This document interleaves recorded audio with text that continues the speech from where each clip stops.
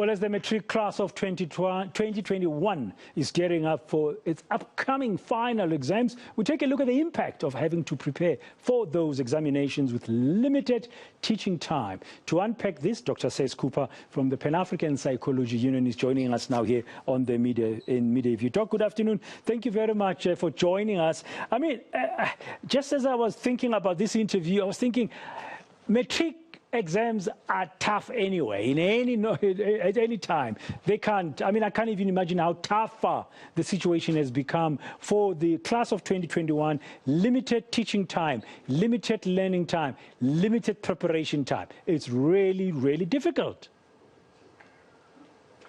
Yes, it will be a massive intrusion on these young future leaders because of all the factors you have mentioned.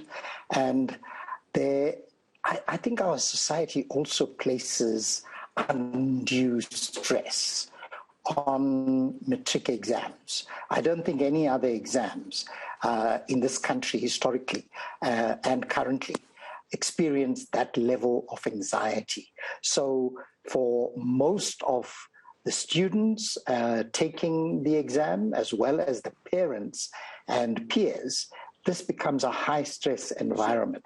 Now, without having had the preparations that you would normally get, with disruptions in timetables, with even the start date of the exams changing because of elections, all of these do play a role.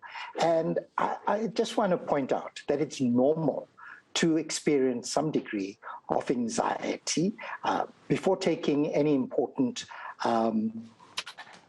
issue up, you know, whether it's an interview, whether it is meeting a girlfriend or a boyfriend, any of those kinds of things usually create a certain anxiety. However, that anxiety, what happens is your adrenaline gets pumped up by that anxiety. Okay. And if there's too much of adrenaline, you can experience panic, and go all over the show.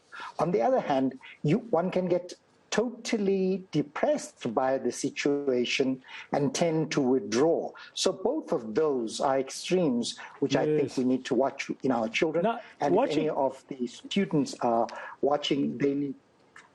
So how do we help? How do we help? I mean, as parents, as teachers, as family, as colleagues. I mean, how do we help? How do we help them to navigate this time of anxiety? Well, I think there's a huge onus on the parents and other significant others in one's environment to ensure that the candidate, the student taking the exam, is placed in as stress-free an environment as is possible.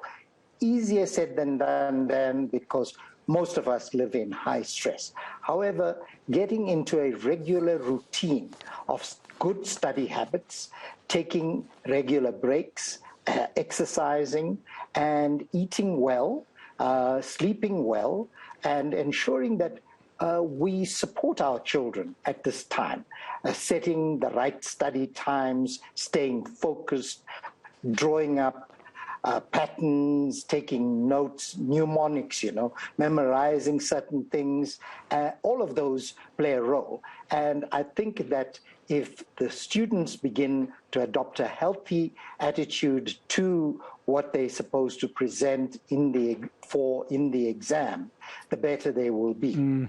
Okay, no, thank you very much for some of that advice and tips and insights. That's Dr. Saths Cooper.